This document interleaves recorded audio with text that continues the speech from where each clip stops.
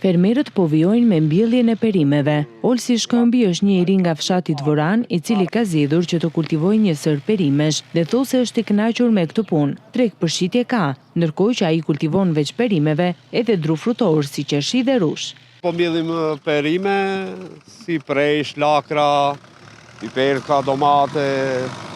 Ja po e bëjmë gati këtu, ja tash do mbjellim presh, piperka, kokoshare. Këtu kemi rreth 2 dylym.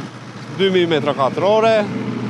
Si ka shkuar shitja e perimeve? Ka pasur treg? Ka patur, se tash kjo vjen mall që nga Lushnja, nuk kemi nxjerr neve perimet. Tash ja ne i nxjerrim më vonë, i nxjerrim 2-3 muaj më vonë. Ne kemi që në 92-shin, edhe që vazhdojmë aktivitetin me këtë lloj pune. Kemi mbjell patate, këteja.